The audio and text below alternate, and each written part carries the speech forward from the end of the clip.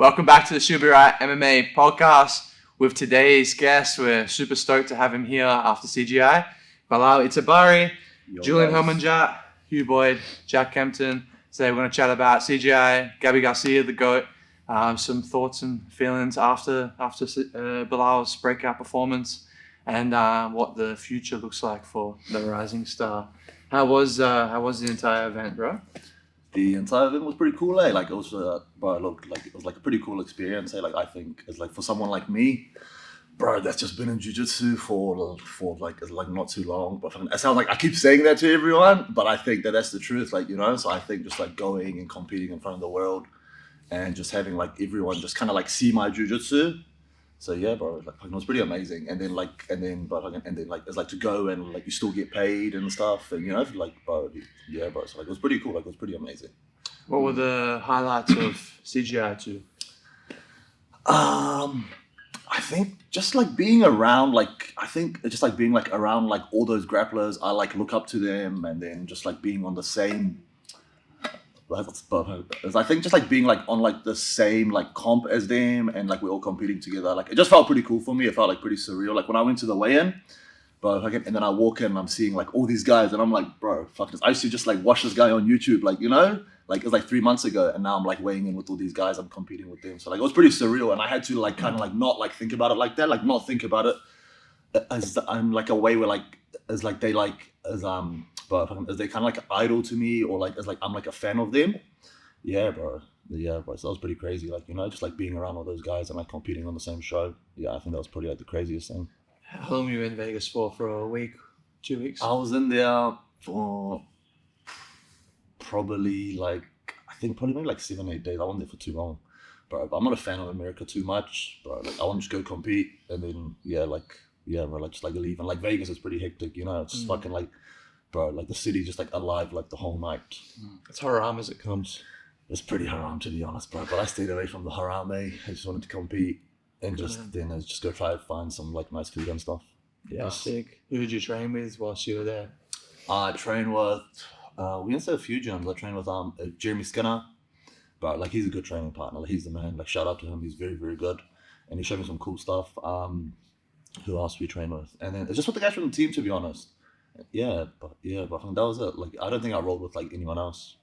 Roll with Fabricio and bro. Fabricio's sick, bro. It's like, yeah, bro. It's like he's like a cool training partner. Yeah, but it's like he's like small, but he's still like so like good, and like he moves around, and like he flows around a lot, like, you know. So like, he's cool to train with. Like, he's not like one of those guys that's just like quite stiff, and like, you know, it's not too fun to like train with people like that, you know. Mm-hmm.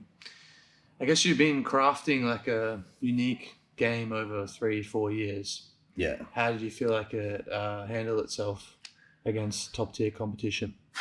I think in the first match it was good, because I think he was like a lot smaller than me, and then as I don't think like he expected me to go like straight for my attack, but I'm pretty confident with doing that, like using like the K guard to like go to like a footlock. I mean, but the thing is like when I did it, is I actually tried to go for the knee bar and force him to roll. But like he somehow like turned back and his knees started pointing up, and as soon as that happens, and then I like to just start going for like the straight footlock position. And then as soon as I got there and I felt his foot, it was like, the thing with his foot is like it started like popping a few times, bro. But he just ate it, and I'm like, what the fuck? And he would just keep like hand fighting, and then and I was like, bro, like this guy's pretty crazy, eh? Like, you know. And like for like a smaller dude, like usually like there's like bigger dudes I get in that position, I tapped him pretty quick. But I was like, damn. And then I realized in that moment that this is like actually, it's like a different level, and like guys are not going to tap, and there's like a lot of like, and there's the thing is, and there was like a lot on the line for the team. So I've been using these Breathe Ease Performance nasal strips and lip tape. So about 8 months ago, I had a surgery, and I was really struggling with my snoring, and I've just been using the nasal strips and the lip tape, and that made such a difference. Julian, what is our discount code? SBR MMA 15 to get 15% off your Breathe Ease order. Guys, link in bio, check them out. Yeah, so then as soon as I got that position, and then as soon as I went to like the belly down, and then but I actually didn't feel him tap, to be honest. So it's like, that was like the crazier thing. But then as soon as I seen the replay and stuff, I'm like, bro, it's like the guy tapped, like, or as there was, or the thing is, or like, even if he didn't tap, as the thing with that motion, but it kind of like looked like a tap.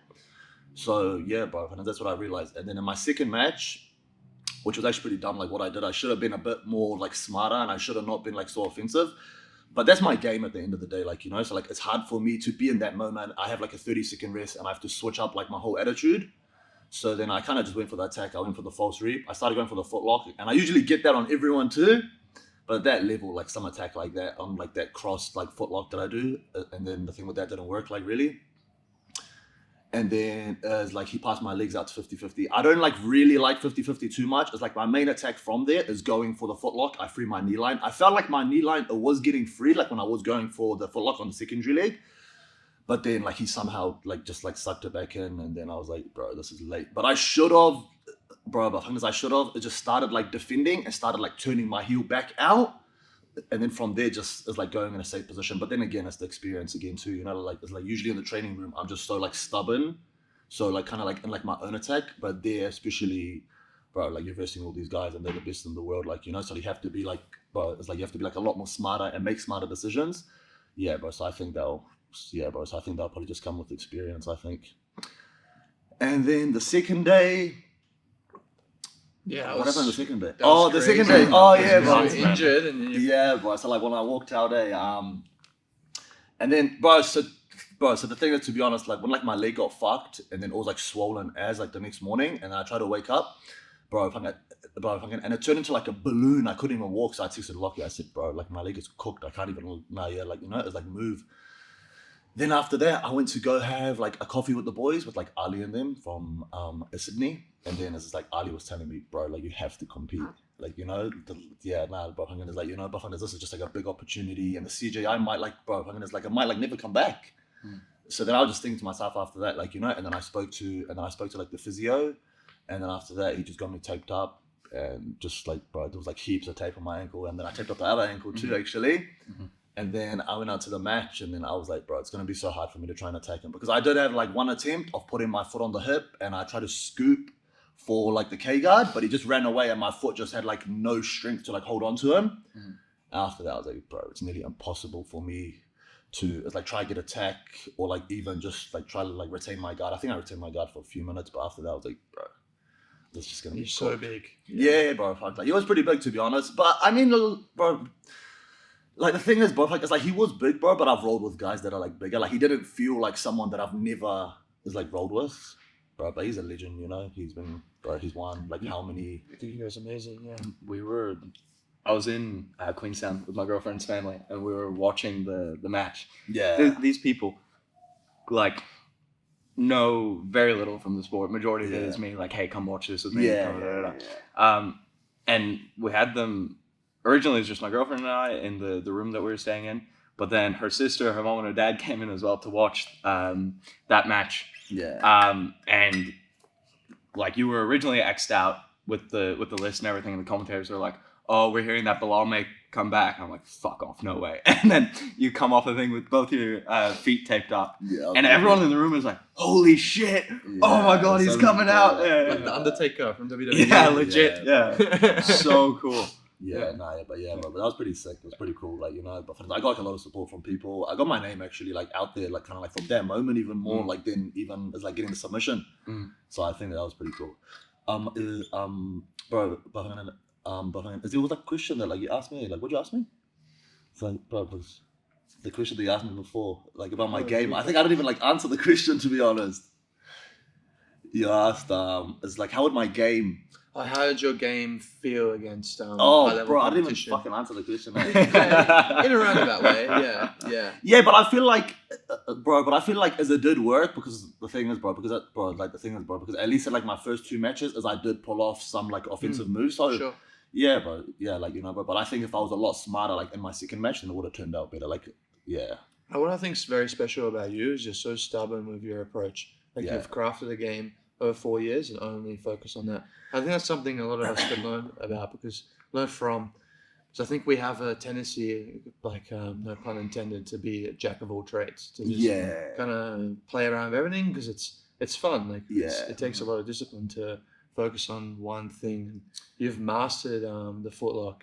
And Yeah. I'd say guard, like in general, open guard in Yeah. general, because of that, right? Yeah, After bro. 4 Because, years of training, it's pretty incredible. yeah, bro. Because I think that because I'm just really like interested like in the leg locks and stuff. Like I just don't get bored of it. As I was talking to someone about it in the gym the other day, they were like, "Oh, it's like how do you just not?" It's like get like sick of just doing the one thing, and I'm like, bro, well, I don't know. You know, that's just how I just think that I just think about jiu-jitsu like right now, and maybe in a year I'll change my mind, or like maybe like in 2 years I'll change my mind. But I don't know, like you know, because that's what I'm into, and like you know, but yeah, bro, and like I really just like, I really just like that style of being dangerous and just being able to like finish a match like just quick, and yeah, no, like you know, and just putting like fear into someone. Yeah, bro, just that. But I think I need to just get like a bit more experience and work on like the other parts of my game too, like obviously, bro. Because if you got like ADCC, like you can't just try and submit everyone, because like everyone's good and like you know, like you can't like just think that it's just like your guard is gonna hold up against them, you know. So like you need to know how to wrestle and like you need to know how to pass good and sweep and like all these other things, bro. But I'm slowly starting to work on it, bro. But I'm still like very, very like into as like the leg locks and like the straight foot lock and stuff in general. Nice. You did a majority of your training in New Zealand for the last 4 years. Yeah, bro. How did you go about training in a place where the talent isn't such a high level? To get to the top stage where you Yeah, are. bro, that's a good question because a lot of people do actually wonder that. It's basically, bro, it's just trying to find like good training partners, just trying to find like different gyms to train at. Because in a place like New Zealand, like in a place like Auckland especially too, bro, like, it's like a big city, but there's not that much like training around, like, you know, bro. So like it's pretty hard to find like a 12 o'clock class or like a 10 a.m. class that like we have here. Then so the thing for me, bro, so like I'll basically just be like training at a different gym in the daytime, and then and then at night I'll train at a different gym. So like it was basically just that, bro. See, it's just like traveling around like different gyms and just trying to find like good training partners. And then yeah, bro, and just trying to find like good like black belts especially to like roll with, like, you know. But like it's like since I've been like a blue belt or purple belt, I've been trying to just like roll with a lot of black belts, like even back home. So yeah, bro, just that I think, yeah, just like going around, yeah, bro. Yeah. Does it consist of like quite a bit of drilling or ecological? Or... Damn, so that's the question. That's in our questions, eh? The drilling, I mean, like that whole talk, the drilling and the like talk with like ecological and stuff. As bro, to be honest, bro, like with like ecological, is I don't even know what that is. There was like some of the podcasts I watched the other day that you guys did with Luke. Yeah, bro, with Luke Fairbairn. Fairbairn. And bro, I was like, bro, like what the fuck is this? Yeah. Like the thing with jiu-jitsu is the way I think about it, I'm just like, bro, so there's Shout out Luke Fairbairn. So there's like drilling and there's rolling and then there's like specific training or positional training. Bro, okay, that's what I think about it. Is I don't know what like doing like ecological or like doing this or doing that. I just think you have to just do everything. But and if like ecological is good, and then it's just and then it's just like put it like and then it's just like put it like into like your training routine. Like if drilling is good, then put it into your training routine. If like rolling is good, just do everything. Because I don't think that you can just do like one thing and think that that's going to get you good. But that's the way that I personally think, and that's the way that I've done everything. Like if I see that something's working for someone, and then I would like slowly just like put that like toward like my training routine. But I wouldn't like just like flip like my whole training around and change it to just like one thing. Like, you know what I mean, bro? Because there's good stuff in everything and bad stuff in everything, like towards training at least. So yeah.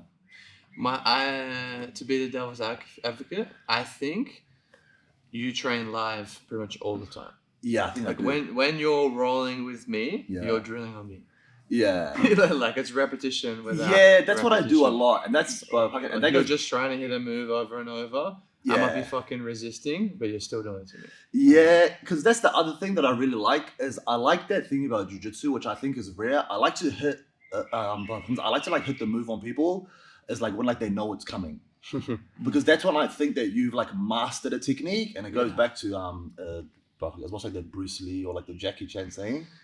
The Bruce Lee one. It's the man who's practiced one kick. That I one, don't know, that 1,000 times, Yeah, that. 1,000 But techniques. is that Bruce Lee or is that like Jackie it's Chan? Bruce Who's Lee, that? Bruce Lee, Yeah, not yeah, Jackie yeah, Chan, yeah. not Jackie Chan. Yeah, bro. Shout out Jackie Chan. How you know? How do you know this? Yeah, Yeah, bro. Jackie Chan's the goat though. Yeah, bro. Because the thing with that, like, you know, but like, just knowing that like you can hit a technique on someone and they know what's coming, like that's sick.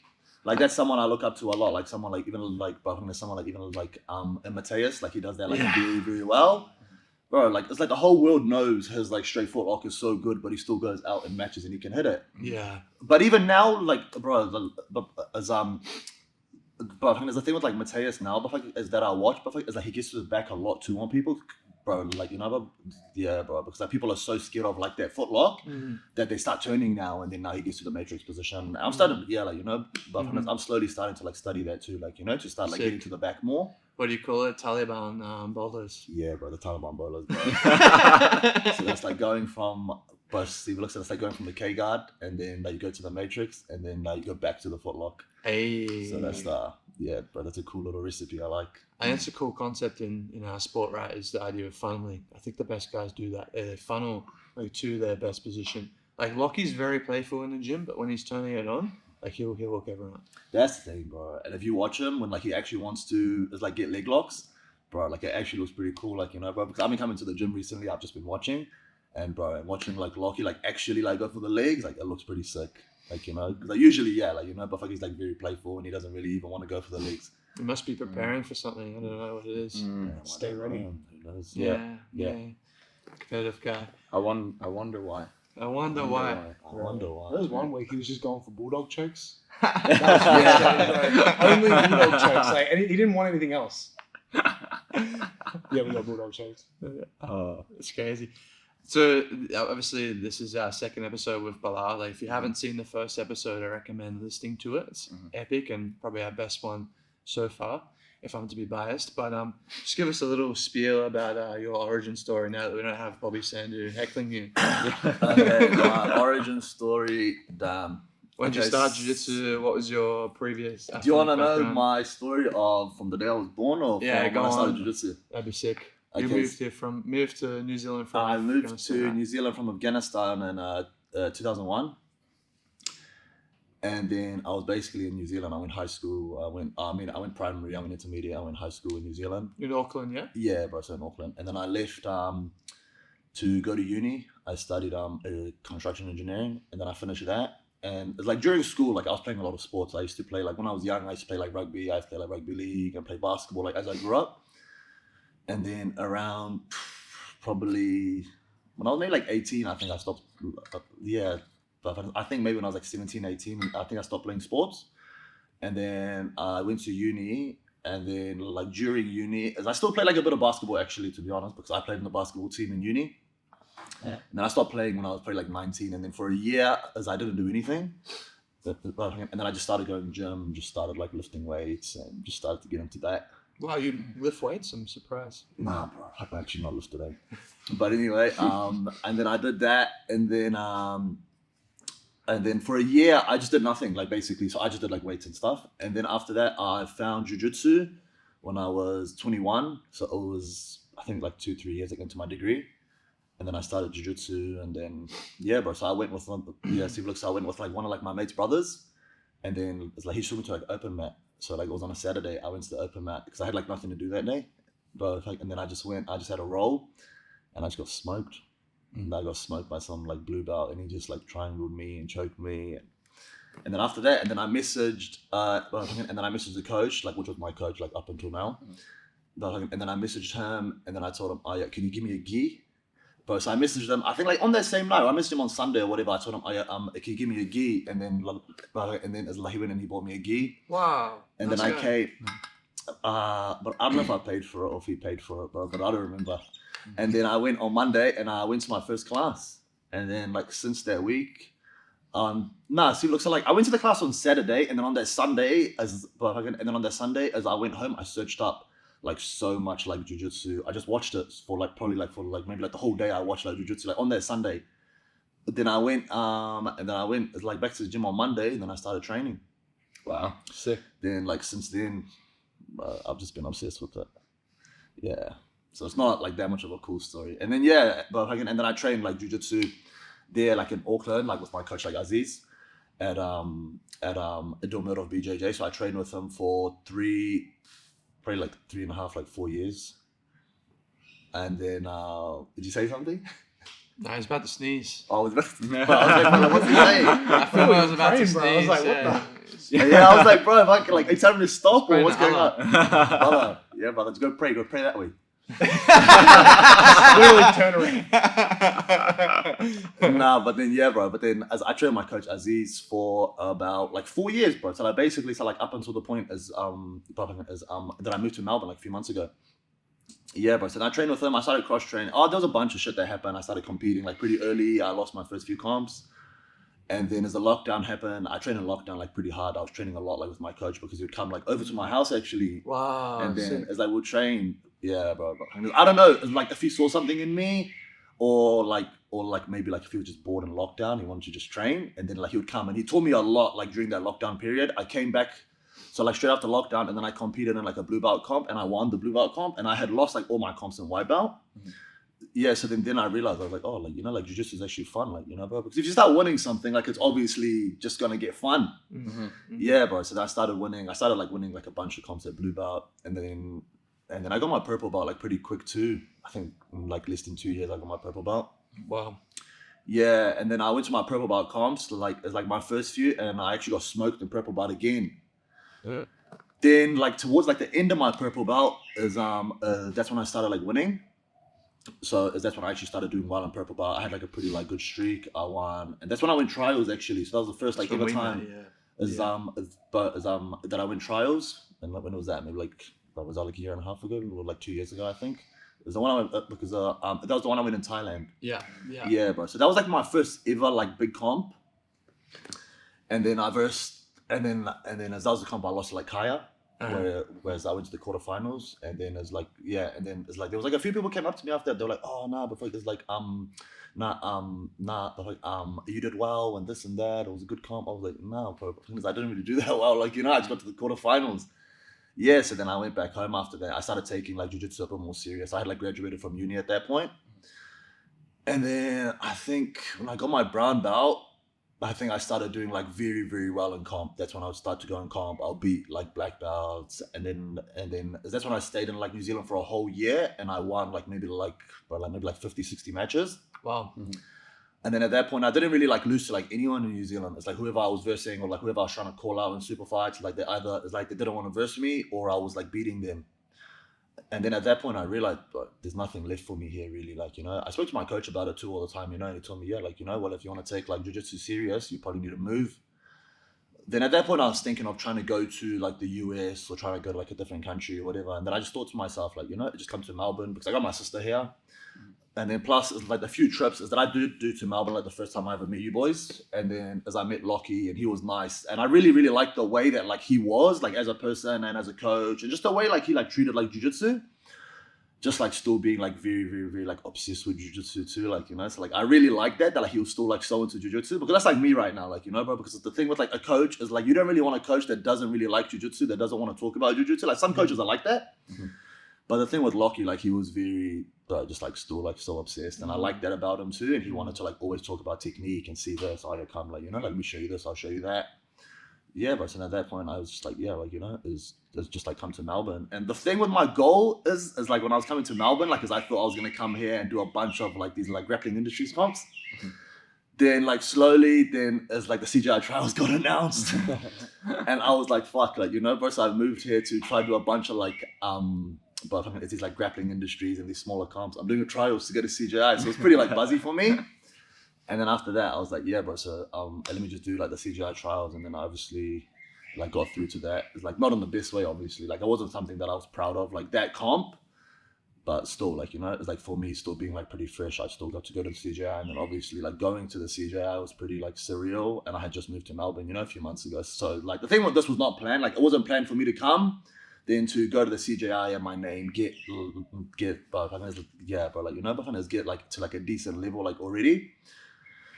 Yeah, bro, so it's pretty crazy. So I moved here to do like grappling industries, and then bro, you go to Vegas and compete. It was pretty crazy, to be honest. Wow. But yeah, I think that's up until this point. I think that's the best I can explain it. There's probably a bunch of shit in between, but that's the best I can explain it.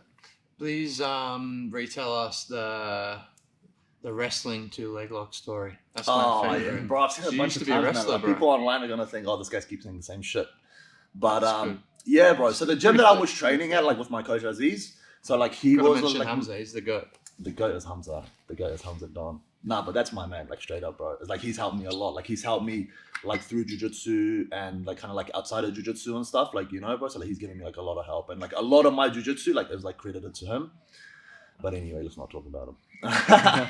Nah. Yeah, bro. So the thing with my gym, so it was like a wrestling gym. Bro, so then I was like wrestling a lot and I like to do wrestling, like, you know, bro, because the thing is, bro, it's like where we come from in Afghanistan, it's mainly just like known for wrestling. But if people see me like sitting on my butt, they're gonna be like, bro, like what the fuck is this guy doing? You're gonna stand up, you know? It's like, be a man. But anyway, bro, so then I was like wrestling a lot and I had a car accident. Like actually, it's like me and Hamza were in a car. And I'm not gonna say it's like, but it's like how we crashed. But anyway, it's like we crashed into another car. And it was like a pretty bad accident. Like it's like actually like I snapped my ankle on that, but I don't know if it was the same one or the other one that got hurt. But I hurt my ankle, and then after that, bro, I was still like very very like obsessed with jiu-jitsu. So this was maybe like 7-8 months like into it, bro. But I was just like so obsessed with it, like, you know. But so I was still just like wanting to go to the gym, like basically just like what I'm doing now with my arm. So I'll just go to the gym, I'll just watch, and then I just started just like going on my back, and I figured that the only way I could train if I just play like a supine guard, that there's no pressure on my ankle, and I can just kind of just like keep my ankle on, as in a way, but I can just kind of like far from people. Then yeah, bro, and then I just learned how to pummel, and I started to get like flexible it's just by bringing like my foot to my chest, and I just started just like getting flexible, and I started to like it, and then after that I was like, bro, like stuff wrestling, you know, I'm gonna just do this. And then after that, yeah, bro, then I just started doing that. I started like pulling guard and like most of my comps, and yeah, it kind of just worked out like that. Why wrestle when you can pull guard and smith people? Bro, I think like Craig Jones like says it the best day. Like, I feel like as like all these wrestlers, as they like waste their time, bro. Because if you come into a comp and someone sits down, bro, it's like you're training where you're doing wrestling, it just comes to a waste, bro. But then again, there's times in like ADCC where like you have to wrestle and this and that. There's no guard pulling, so yeah. But I don't know. The best guys that win ADCC trials usually, at least in Australia, Australasia and Oceania, at least have good guard. Even like Declan Moody, someone who can wrestle, has good guard. Obviously, Lucas Ganna, Levi Jones, because that's the case. But I mean, I even think like even if you look at like the European, but if you look at like the European trials too, it's like a lot of their winners are guard players too. Did you train with? Sorry, interrupt you. Did you train with Nico at Los Bandidos? Like, who's Nico? Nico then? The 16-year-old. Oh, it's like the young kid. Oh yeah, that one. I think I had a few roles with him actually. Oh yeah, I did actually. Bro, like he was actually fucking good. I think when I went, he was probably. It's like, what is he now, like 17 or like 18? I think he was maybe like a bit younger when I went. 17, yeah. Yeah, so I think when I went, I think he was 16, bro. And he did roll with me actually, bro. Because like he felt like very, very good. Like he felt like strong. And plus he had a good guard. Like he had good passing. Like he was pretty solid. Mm-hmm. Yeah, bro. So like, yeah, bro. He's run at trials. Yeah, bro. He was very good. He's very, very good, bro, for a young kid. Yeah, bro. But I would see him in the gym at like Los Bandidos. Bro, it's like he would be there, like in like the lunch class, and then like he'd come back in the night class. So like I knew like he was training a lot, like, you know, but like it's like he looked like one of the guys that was just there. Yeah, bro. So like he wasn't like really just like coming in and then it's like not coming in. Like, he was just at the gym the whole time. Yeah, bro. Which that's I think like the recipe to, you know, but like it's like to come, bro. It's like to become good like quick. I think, bro. Like you gotta just be like, bro, like.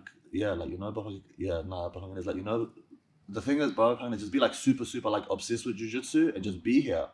Like, you know, so let's just come in the morning and come in at night, just like give up like your whole life for jiu-jitsu. I think that's the recipe. Which I think that's hard for some people, but. I love this quote from Charles Bukowski, this old American poet. Choose your passion and let it kill you. Yeah, that's the way it is, man. I think it's like, bro, I think with something like jiu-jitsu, bro, I think like a lot of people are like very passionate about it, but it does take a lot. But I think I'm pretty lucky that it didn't take me as like too long to get to like a decent level. Bro, it's like, you know, it's like, you know, it's like where I can get like sponsors, I can get so like stuff and make like a decent like living off teaching and stuff like that, you know. Like I think it takes people like a bit longer. So yeah, but I'm pretty happy. Made it. What you obviously have a sling on at the moment. Yeah. What happened to your elbow, and maybe tell the audience the story. So it's been a bit. So Steve looks at the thing with my elbow. It got like pretty like screwed up. I think before the CJI trials. Yes, I was rolling. So like I was rolling a lot. I was rolling a lot with Kit actually. But I was trying to like scoop his leg like all the time, and he kept like sprawling like on like my arm. Then it just started to turn into like a little bit of pain in my elbow, and then I slowly just couldn't like straighten it out fully, so I just got stuck like this. But and then I spent like the whole year just like still training, and then I think like straight after CJI, then I spoke to like Lockie about it, and Lockie was like, nah, like just get it fixed because it's just gonna get worse. But so then I went and got a scan and stuff done. Apparently there was a few like bones like stuck inside, so it's called like bone spurs. Oh shit. Where like bro, so there was like some bones stuck inside. I couldn't really like straighten my arm out. And then I had to go get surgery, and they just like shaved it out and stuff. I think I got surgery maybe like 7 days ago, like 8 days ago. And it'll probably be another like 3 weeks. Maybe 2-3 weeks until I can start training again.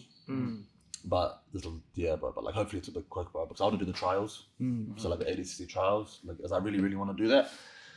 But if I can't, bro, like then I can't. Then I'll do the next one. I'll win the next one. That's so tough, eh? Like the recent competitions you've done, you've had an injury. Yeah, because even with the CJI trials, I actually had the staph infection. That was pretty bad. Talk about it, but it was really bad, bro. Yeah, really bro. bad. But that's a good point you actually bring up, bro. So the thing with this year, so now it's probably been like maybe like my worst year is that I've ever had with like injuries, like with staph, with like all the stuff, bro. But the thing with staph I've probably had this year, like since I've moved to Melbourne, probably, I think maybe like 4 or 5 times already, which that's 4 or 5 times like more than like I've ever had it. So like back in Auckland, bro, it's like I'll never ever get staph. But I think it's like the training where like you start training harder, your like immune system starts getting a bit cooked. A little bit colder here too. Yeah, exactly, bro. So I think that happened. But also like training with Kaminsky. That'll give you if you train with Kaminsky, bro, that'll give you staph. So stay away from that guy. Isn't he staph proof? He doesn't eat carbs. Carbs. Bro, like he eats garlic and he thinks that garlic's gonna stop his staph. He's got shit all over his body, bro. I've had. Bro. But that's a joke anyway. Nah, like Kaminsky's the man, bro. Like but like it's like Kaminsky actually like helped me a lot, bro. Like it's like with drilling and like he would always like come and be with me as a partner. So like but bro. It's like I use his body a lot. But anyway, this year, soundbite. I don't know about the wording there, bro. Pause. So the trade-off was success, yeah, staph, injuries. That's the one, bro. But you're at CGI. That's the one, bro. Shall we do some questions? We have Some a viewer bunch questions. of viewer questions. Yeah. This is probably one of the most requested podcasts we've had. Yeah. For real. Yeah. Bro, why? Right. Why not? All right. Question number 1. Yeah. Who's better looking out of you or Jack? And what features do you think it makes it him? What? From Luke Andrew. Who's better looking out of you and Jack? Me and you. Oh, me and you. Yeah. Yes, and it's like, what's the second part? And what features do you think makes it him? I'm gonna scrap this. This is a shit Oh, no. question. I think that Jack's better looking than me. Thanks, bro. Just because he probably like shaves his beard and stuff more, I think. The mustache. Yeah, bro, the mustache. You look a lot, bro, like a lot like put together than I do. Nah, bullshit. I want to bring the beard back. Okay. How many of these are just Luke Andrew? Bro? There's more. Oh fuck. There's like 8 from Luke There's Andrew. 8 from shout out Mana. Shout out the Mana guy. Oh, He's that's a good good guy. one. That's a good one. Which one? Could you What's beat mine? Declan Moody in a scooter race? Damn. Bro, I don't think I've ridden a scooter in ages, to be honest. You seen his pro YouTube clips? Nah, I've never Yeah, like He was a pro scooter guy. Damn. Back in the day, yeah, he could do like double backflips and shit. He's Damn, very bro. athletic for a big Damn, guy. bro. Well, He can, that's like, do the backflips. fucking success to being able to pass guard. Just jump on a scooter, bro. I'm gonna filter out the shit questions. We've pretty much talked about where did you train in New Zealand? What's it like training? Absolutely. Any plans for seminar tours around Australia, not just New Zealand? Yeah, I think I want to go like once like I like heal up a bit more. Yeah, so I think that maybe like towards like next year, bro. The thing is, bro, it's like in like 4 weeks I'm going back home.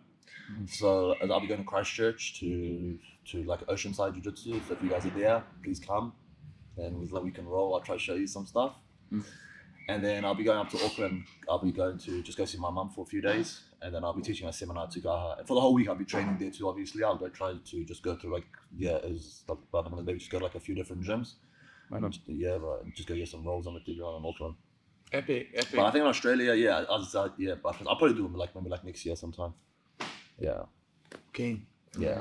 Let me know. I'll come Yeah, bro. through. Yeah, bro. We we'll go for a Perth together. trip, bro. Yeah. Yeah, Perth, bro, we get Perth together. That'll be Bro, fun. I'll show you around. WA is Show sick. me. Yeah. Yeah. Some nice beaches, eh? It's pretty good, yeah. Yeah. Not like here, eh? Like these beaches are pretty shit. Bro. St Kilda's rough. Initially, St. Kilda's I rough, thought mate. that, but Torquay and Moynes Peninsula is beautiful. I'll Yeah, go but up that's a for it. bit far. It's far. At least yeah. an hour. The local beaches are terrible Yeah, bro. compared to like Perth. But the thing about Perth, you probably aren't living on the beach. You're probably living like east of Perth if you are living in Perth, and then it's like 30-minute drive anyway. Everywhere's so Yeah. far. Yeah, because I moved to like St Kilda. I was like, oh yeah, nah, bro, because like the gym is here. I want to go to the beach, bro. And then I go to the beach and I'm like, bro, what the fuck is this bay, bro? There's not even a beach. Like you know, like why do people call it like St Kilda Beach, bro? It should be like St Kilda Bay or like St Kilda like River or something. Literally, it's just water next to Yes, some bro. sand. There's like no waves. There's no proper sand. But There's it's no rats, nothing. You know. needles. You gotta dodge the needles. You seen Yeah, the yeah. rats, bro? It's like sea rats. Yeah. Literally rats on the beach. That's hectic. Anyway. Yeah, I go. Lovely St. Kilda. We'll go to Torquay sometimes. It's nice. Yeah. It's good, Torquay's but it's so lovely. far. It's so Lovely. far. Anywhere Perfect. outside of the bay is really good. Like You if go you an go hour outside of down, the CBD, it gets good. yeah, Yeah. yeah. That'll be good. Make a And- day trip out of it. And surfing's good because no one goes in the water. It's cold. Yeah, but there's no waves, eh? No, there is Torquay. Oh, It's Torquay really Beach. good, yeah. Oh, nice. That'll be fun. All right, serious question. Yeah. What type of insect is Bobby Sandu? A worm or a walking stick? Damn. Fuck, so there's those spiders that have like those like long ass legs and they just like die like if you touch them. You know, I think that's Bobby, eh? Long legs. Bobby Longlegs. Bobby Yeah, I long think legs. it's, yeah, bro. I think you call them like the daddy long leg ones. Yeah. Bro, fuck it. And as soon as like, you touch it, the thing will like die. I swear that's Bobby. You know, a fun fact about day longlegs. Actually, one of the most poisonous spiders really? because of the bacteria, Yeah. but their fangs aren't big enough to bite people. Bro, I swear Bobby. I killed so many of them, bro, when I was a kid. Surprising, bro. All right. This one from Billy Konkan. What's his favorite part of jiu-jitsu? Not necessarily his best part, but favorite. It's a good question. My favorite part of jiu-jitsu. I think I like all of jiu-jitsu. Eh? Like to be honest, I like to watch I like to watch like everything, but I'm obviously more into the guys that do a more similar game to me. So I like all like the leg locks. I like guard. I like stuff like that. So yes, I think it is pretty. Because I think he said, it's like what's not his best part or his good part, whatever. But I think that like my like favorite part is the part that I do. And as soon as I'm over that, I'll probably find another like part is that I think that's my favorite. But I think but I think just like all of jiu-jitsu is just like very interesting. You know, I just really like it. Yeah, I think I have a very like obsessive like thing with jiu-jitsu. Like you know, I think I'm like very obsessed with it. But I don't know why. But I think I just like that. Do people call that like autism or something? The thing about neurodivergence is that it needs to be a problem. I think you're a very functioning human, so Yeah. I don't think you'd be diagnosed with it. Nah, I don't think I have that, bro. But I just think I just like think really you're like obsessive jiu-jitsu. parts of your Yeah, personality. because I think I have an obsessive thing to me that as soon as I find something that I find like interesting, I'll like just like really, really, really like be into it, and then I'll get sick of it. But the thing with jiu-jitsu is I got into it and I just like haven't gotten sick of it yet. Because there was like a lot of stuff in my life, like, you know, like I'll get into things. I like clothes, I like cars, I like this, I like that. I'll just get into it. But then like maybe after a few months, like, you know, is that's fucking like boring, you know? Because I don't like wearing this, I don't like wearing that. Because I used to like really be into clothes and stuff before. Really? So like into like fashion and stuff. Wow, that surprised me. Yeah, bro, like wearing all that, bro, like wearing all those clothes that are like baggy and this and that. But if I show you guys my Instagram like archive photos, it'll, bro. I'll show you guys. I'll show Waiting you. for a treat. And just see your guys' thoughts. But we're not showing this ever to anyone. I'm just showing you guys. I'm like, come on, Eshe. Come on, Eshe. Oh, nah. I'm hoping for like bro, non-core there fit, was bro. that, Know what I mean? hey, Nah, I'm cool. No, there I'm was not. that phase, but if you guys see what I look like, look, so this is like when I did jiu-jitsu. And then down before jiu-jitsu, there was a lot of stuff. So this is still jiu-jitsu, yeah? So these are like my archive posts. Holy shit. Oh, wow. Bro, just the size difference is... Brunswick guy. Yeah, Brunswick guy. Oh, yeah, this man's got drip. Yeah, no, that's good. There you go. Yeah, you dress a lot different, bro. You just like t-shirt shorts now. Bro, see these New Balance shoes, bro. I used to be into them Clean. like 6 years ago. That cool. There you go. North Face. True, Wow, bro. the Pretty Gucci crazy, eh? fucking... For- But if just I so show the that out viewers there, That's crazy. bro, fucking, these guys would like never think that to me. But if people know me, then they know that's what I was into before, you know? What would it take to get you to walk out to a super fight wearing like, you know, the normcore fits, the like Jorts. the Really jorts long that go jorts? down to your Oh, bro, I hate knees those, man. and Bro, I the hate those. Tote bag. Bro. Tote But I'm bag, still tote into bag. fashion and stuff, bro. Yeah, bro. But it's now like just the like, performative male fit, but like worse. nah, I don't like that stuff. Eh. This No, is I like the clothes that like as I like streetwear, like as I like the that like skatewear style. Yeah, Bro. sick. But now I'm just like too big to wear that stuff, you know? It's like when someone big like wears like baggy clothes, bro, then you just look like a fridge. Like I think it's a good look for like bro, like I think it's a good look for guys that are a bit just like skinny, like lanky guys. And then as soon as you wear that fit, it looks like it actually like fits your body properly. So now I have like yeah, bro. So now I have like all those clothes in my bro, like yeah, bro. So now I have like all those clothes in my closet, bro, but I never wear them. Like I've got heaps of clothes, but now I'm wearing Jandal shorts and a t-shirt. When Bobby comes back, you can give him some clothes. I actually need some. Bro, I think some it'll look fashion good on him advice, bro. actually. Yeah. But he's just too tall, so it might not fit him properly. Like all my pants might be up in Still, there. he's just too big. It might look like jorts actually. That's the fascinating thing about jiu-jitsu. It gets better as you get better. Like as I improve, Yeah. I'm like, it's way more fun. Than, That's another thing I think that is like So people don't addictive. understand. I think that is like the more you like it, as like the more like you get better. Like, you know, so it's kind of exactly like what you're saying. And I think that it's like when I started to like roll with people, I like felt like I was doing like I wouldn't say that I was doing like good against like everyone, but I'll do well against people and it would like surprise me as well. And I'm like, oh, like, you know, it's like it's fun, you know. But I'm a blue belt. I was rolling with like a purple belt, a brown belt. I was doing pretty well, like, you know. So this is fun, like, you know.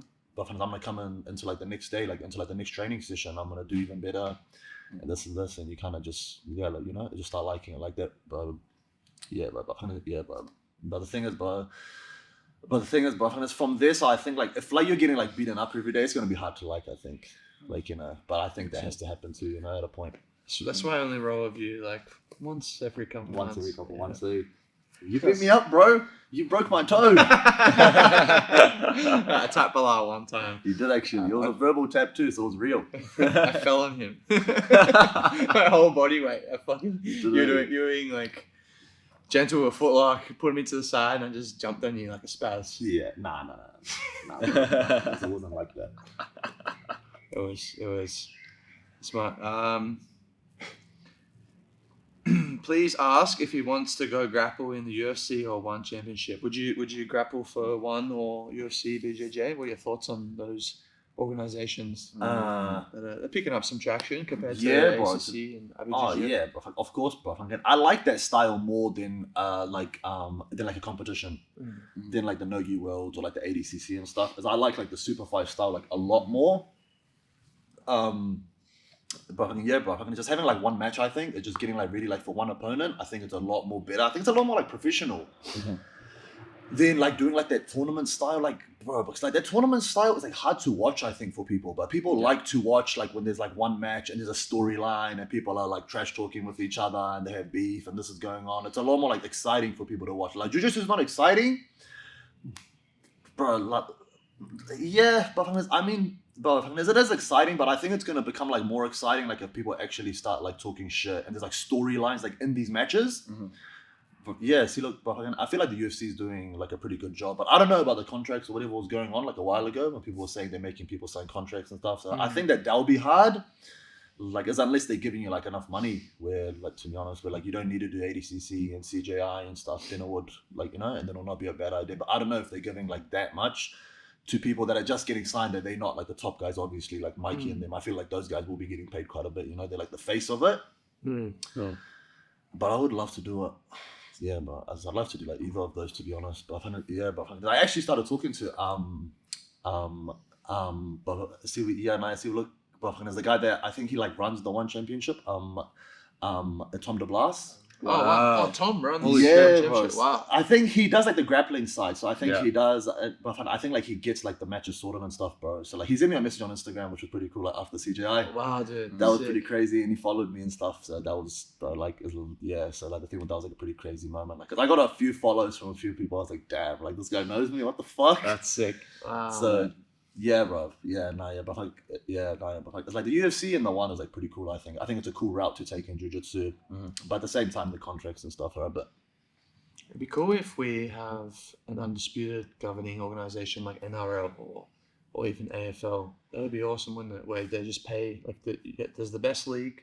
That's what The I think. best players get paid good money, and then you just strive to as an athlete to get into that. Yeah, well, I think that's maybe what the UFC is trying to do, but I don't know like how much they will like invest into jiu-jitsu because they have the fighting side of it too. Like but I think if the UFC can do that, where there's going to be a whole like ranking system and where there's going to be like a contender series for grappling, there's going to be this, there's going to be that. But I think as they have that already, as they started like the grappling show for like the UFC where they had like Mikey as the coach and the other guys as the coach, and UFC then if they get someone signed. Yeah. Yeah, bro. So I think that would be cool if the UFC can do that in the next, like, like in the next, like maybe like 5-10 years, and then like there's nothing else needed for like all these other organizations. But it'll be pretty sad. There'll be like no ADCC, no anything. But then at least like everyone can just make it to like that one, like just like show, and then if you want to get signed, then like and then is that your goal? Because like bro. The thing with like all these MMA fighters, because there's only like one goal in MMA, is to make it to UFC. But it's like for us, it's a bit harder to make it to Polaris, it's to make it to this, it's to make it to the CJI, it's to make it to this and that. So I think it's pretty hard for us. There's no like clear set way to make it in jiu-jitsu yet. Yeah, well that's what I think. I don't know. No, I agree. Yeah, and I think in a sense ACC and IBJJF walked so that other organizations could run, right? Yeah. Like hopefully like there is a leading organization that has a governing like rule set that everyone agrees on. That'd be great. Yeah. It just makes sense for the future of our sport. Yeah, bro. I think they should just all come together, just do it. Just get like Dana White to become the big boss of like the whole thing. But because probably got the most money, so he can probably do the most for the sport. But then again, he's got the MMA, so I don't know how much people care about jiu-jitsu yet. I reckon that's probably the thing that's holding it back. Right? It's like probably just audience.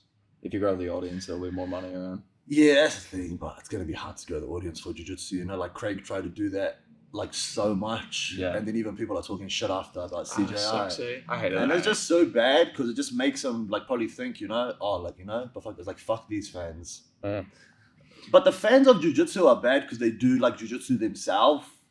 And they're just all selfish and they want to see like something exciting and this and that. But bro, it's a different kind of sport. Like, like some people are gonna want to play guard and some people are gonna want to play like in like a double pool sort of scenario. And some people are gonna want to wrestle and some people are gonna want to not wrestle.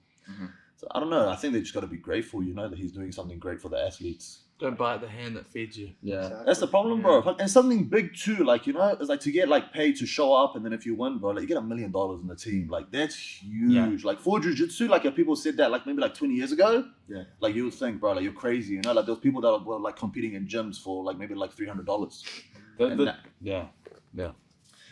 So yeah, bro.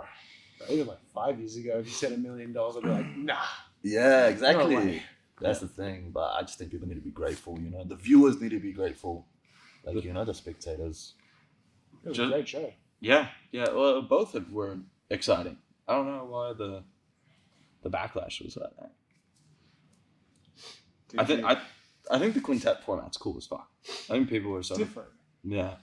I think there was an inherent flaw in the rule set, and we've spoken about this. Yeah. What about the what?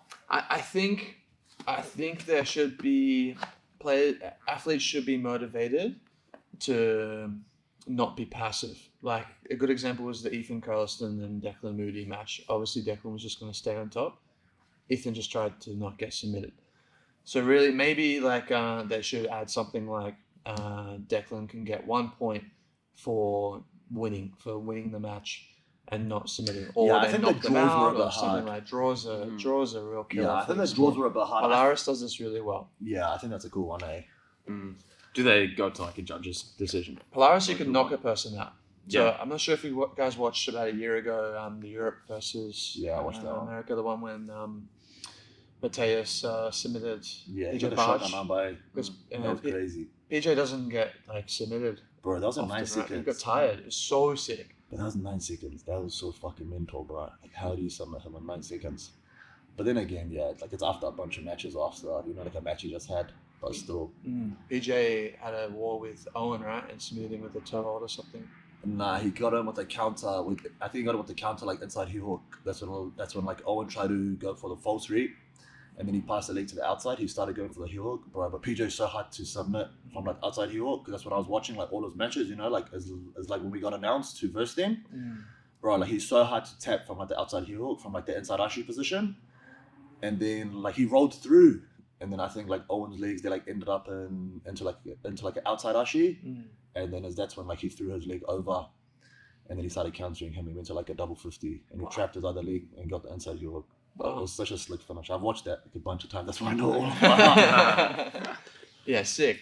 Well, you see those sequences come because the athlete's a little Get bit tired. fatigued. Yeah, that's the whole point, bro. So That's what makes it entertaining, bro. exciting. It's so smart. entertaining. Yeah, it's very smart. That would be my only critique for the CGI rule set. Because it got a little bit boring the first day. But I think it's that, and I think it's also there was a big like there was like a big prize on the line. Because like whereas if you look at Polaris, I'm sure like. But they're probably like paying the athletes like a lot, like you know, like probably like it's like decent money to all the pro athletes. But I don't think there's $1 million on the line. So like, as I think when there's $1 million on the line, I think people will perform differently. But and that's when you see that like Quinn said that happens. Where does it happen in like Japan or something?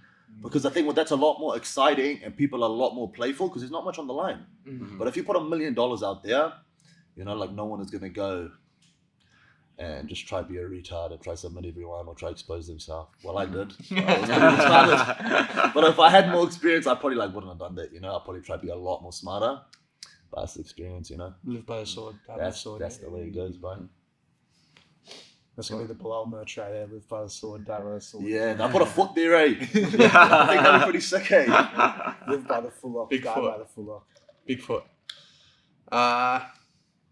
Luke asked, he addressed it directly. Your thoughts on the ecological approach, but we've already covered Is that. that Luke Fairbairn? Yeah.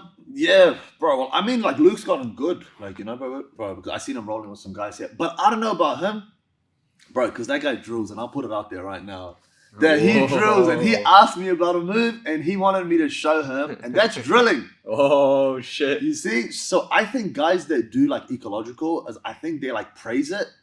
Like, there was something I was thinking the other day. Like, I was like, is this like the Sambo guys that are in the UFC, like Khabib and Islam and then, but like, as they try to say they're doing Sambo, but they're doing jiu-jitsu. Yeah. It's grappling. Bro, yeah.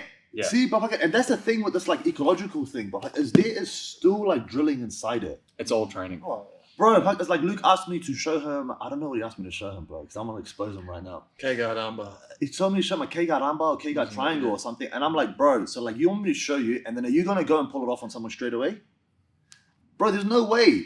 But like, it's like you at least have to do it maybe like once or twice. And there's someone talks about this. I think Joseph Chin talks about this where like he wants to drill a move, so but just until he can do it.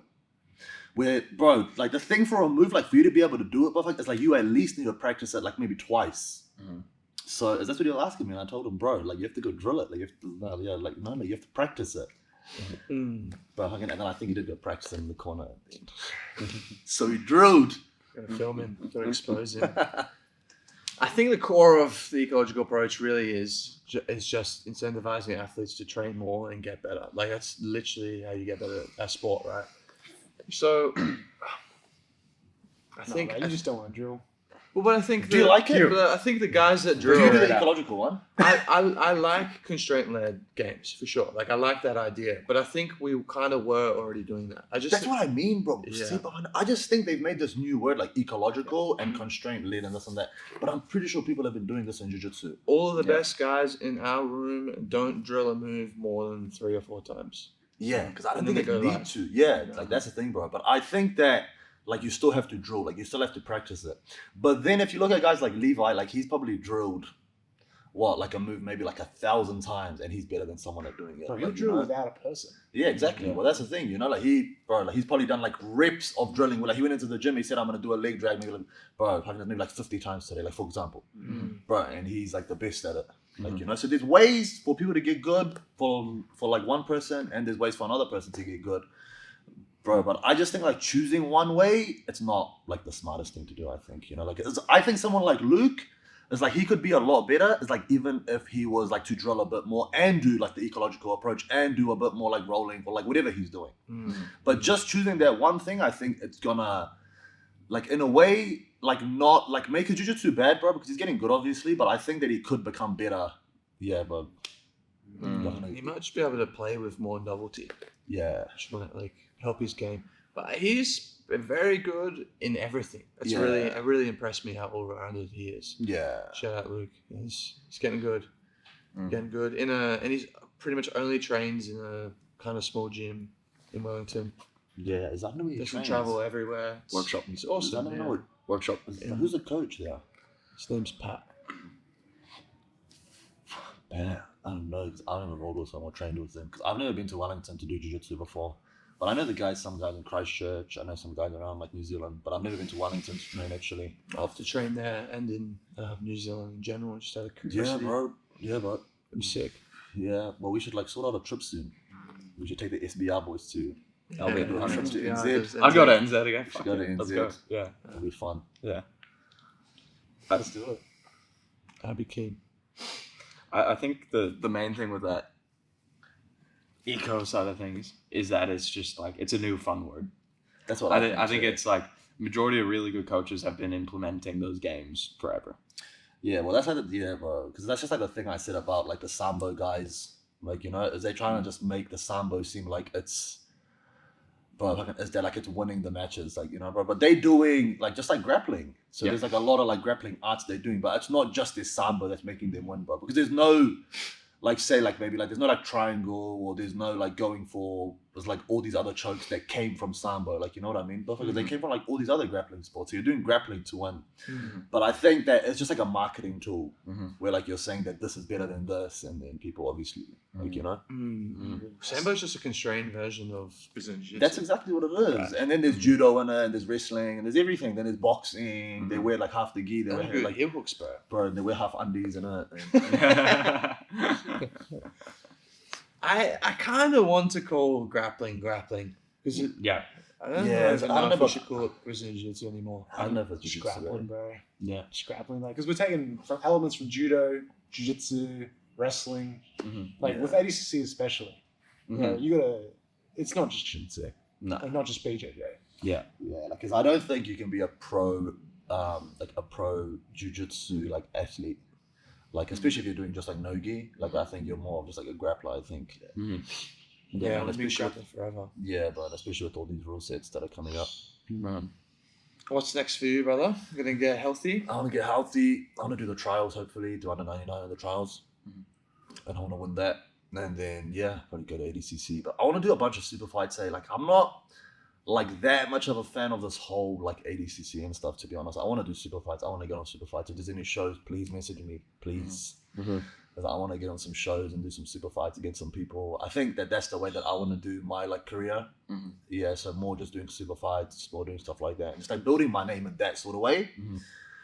But it's like obviously, but to get to that point, like you do need to win like some stuff first, you know, so people will actually start getting you on their shows. But that's the way I want to go. Like, you know, like in terms of my competing, just do super fights and stuff. Who do you want to see? Belal, Footlock.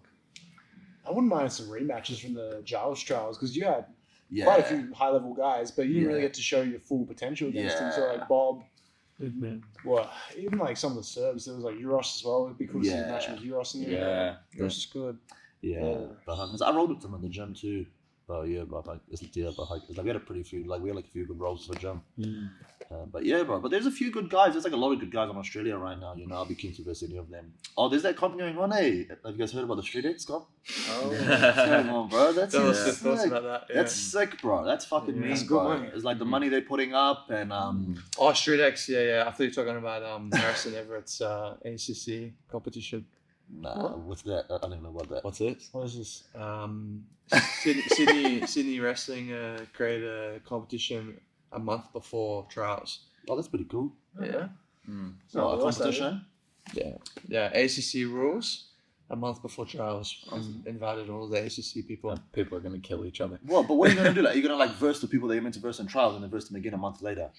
That's Guess so, right? Damn, that's pretty interesting. Mm.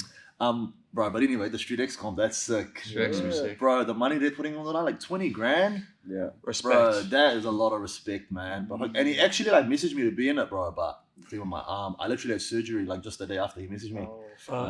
and I was like, "Fuck, man, I would have been in that. That would have been so cool, bro. I would have just like like some good guys and try put on." And apparently they put up a story today. They said they're putting up some cash prizes for fastest sub, for I think the best sub, for the most entertaining, Wow. and I like to win that.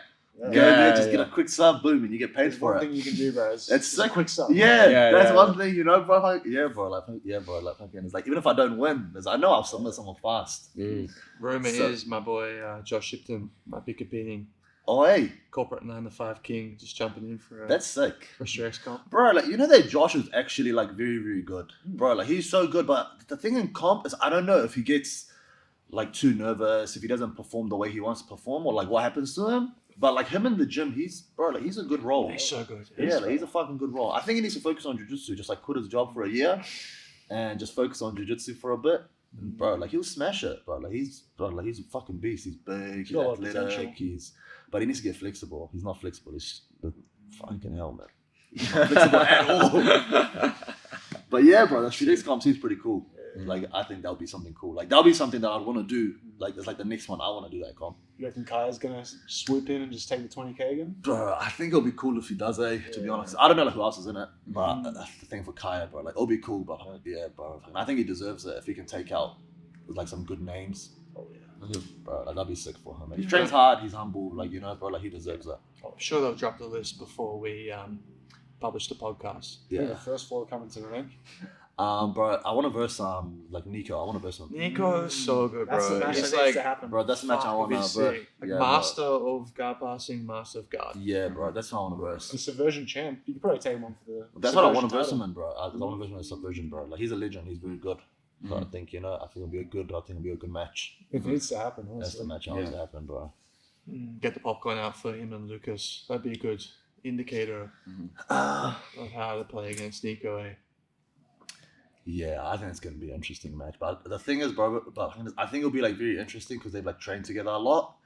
Like it'll kind of be similar to like bro, it's like to a match like me and Kaya, like from the trials, where either you're just gonna like cancel each other's game out, or like one of them might just come out and just like whip out something that they haven't showed to the other person yet in training, and just catch them, So it's pretty interesting, like when you go up against someone that like you've trained with before, it's a whole different like match.